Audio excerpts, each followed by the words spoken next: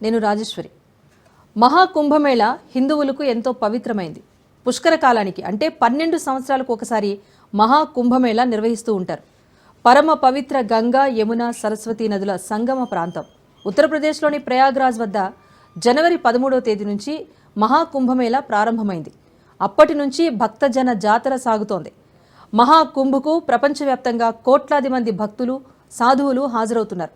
ప్రయాగ్రాజ్తో పాటు హరిద్వార్, ఉజ్జయిని, నాసిక్లో ఆధ్యాత్మిక శోభ నెలకొంది.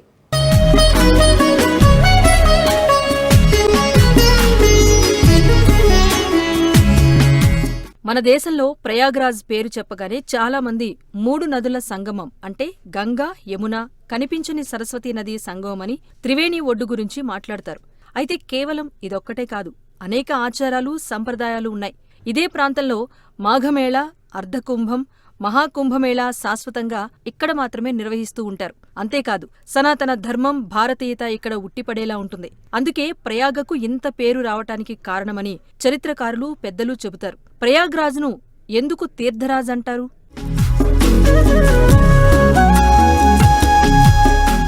ఈ ప్రాంతంలో 2 నదులు గంగా, యమున మనకు కనిపిస్తాయి. అయితే 3వ నది సరస్వతి మనకు కనిపించదు. దీని గురించి అనేక కథలు, పురాణాల్లో ఉన్నాయి. సరస్వతీ నది భూమి లోపల లోతుగా ప్రవహిస్తూ ఉందని చెబుతారు. సంగమం వద్ద ప్రజలు పడవల్లో కూర్చుని గంగా, యమున ప్రవాహాల కలయికను చూస్తారు.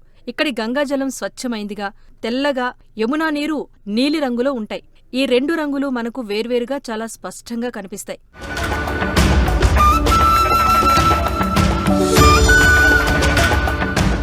సంగమం దాటిన తర్వాత గంగాజలం కూడా కొంత నీలం రంగులోకి మారుతుంది.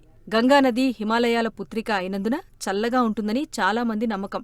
అయితే యమునా నది నీరు సూర్యుని కుమార్తెగా పరిగణించబడింది. అందుకే ఈ నీరు వేడిగా ఉంటుంది. శీతాకాలంలో స్నానం చేసేటప్పుడు ఈ వాస్తవం మనకు స్పష్టంగా తెలుస్తుంది. తమ కుటుంబంలో ఎవరైనా మరణిస్తే వారి ఆత్మకు శాంతి, మోక్షం లభించాలని చాలా మంది ప్రజలు వారి బంధువుల అస్థికలను గంగలో నిమజ్జనం చేయటానికి సంగమానికి వస్తారు. ప్రయాగ పుణ్యక్షేత్రంలో సంగమంతో పాటు అనేక దేవాలయాలు కూడా ఉన్నాయి.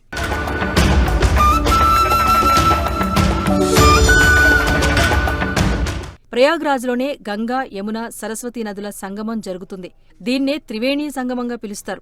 మహాకుంభం వేళ గంగానదిలో స్నానం చేయటం వల్ల ఖచ్చితంగా మోక్షం లభిస్తుందని హిందువుల నమ్మకం. అంతేకాదు పాపాలన్నీ తొలగిపోతాయని విశ్వాసం. అయితే కుంభమేళ 4 ప్రదేశాల్లోనే ఎందుకు చేస్తారు?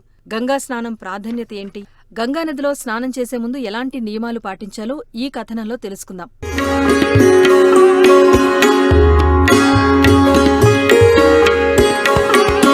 భోగి రోజు ప్రారంభమైన కుంభమేళ శివరాత్రితో పూర్తవుతుంది. ఈ ఉత్సవం ప్రధానంగా 4 ప్రదేశాల్లో జరుగుతుంది. దీని వెనుక పురాణాల్లో ఓ కథనముంది. దేవతలు, రాక్షసులు క్షీరసాగర మథనం చేసినప్పుడు అమృత కలశాన్ని జయంతుడు అనే కాకి నోట కరుచుకుని భూమి చుట్టూ తిరిగిందని చెబుతారు.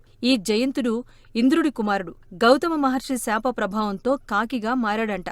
చివరికి రాముని చేతిలో శాప విమోచనం పొందుతాడని పురాణాలు చెబుతున్నాయి. జయంతుడు రాక్షసులకు అమృతం అందకుండా భూమి చుట్టూ 12 రోజుల పాటు తిరిగాడని చెబుతారు.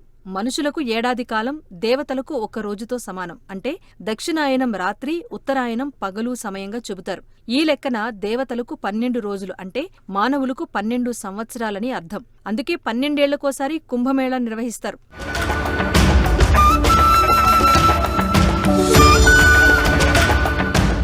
జయంతుడు అమృత కలశాన్ని తీసుకుని భూమి మొత్తం తిరిగినప్పుడు ఆ అమృత కలశం నుంచి 4 చుక్కలు ఈ 4 ప్రదేశాల్లో పడ్డాయంట.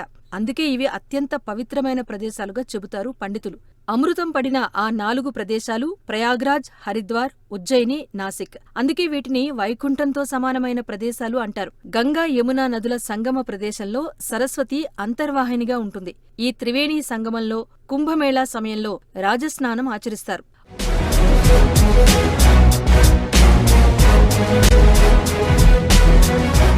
మహాకుంభమేళా ప్రాముఖ్యత కేవలం మతపరమైన ఆచారాలకే కాదు, ఇది ఆధ్యాత్మిక జ్ఞానం, సామాజిక సామరస్యానికి ముఖ్యమైన వేదిక. కుంభమేళా భక్తులకు ఆధ్యాత్మిక శాంతిని అందిస్తుంది. అంతేకాదు జీవితంలో లోతైన రహస్యాలను అర్థం చేసుకునే అవకాశాన్నిస్తుంది. అందుకే మహాకుంభమేళాలో గంగా స్నానం చేసే భక్తులందరూ తప్పనిసరిగా మత సాంప్రదాయాలను, నియమాలను పాటించాలి.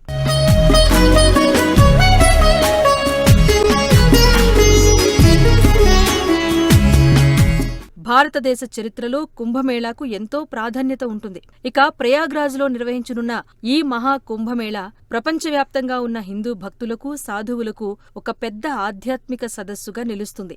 ఈ మహా కుంభమేళాకు 850 ఏళ్లకు పైగా చరిత్ర ఉందని చరిత్రకారులు చెబుతూ ఉంటారు. ఈ మహా కుంభమేళాను ఆదిశంకరాచార్యులు ప్రారంభించినట్టుగా తెలుస్తోంది.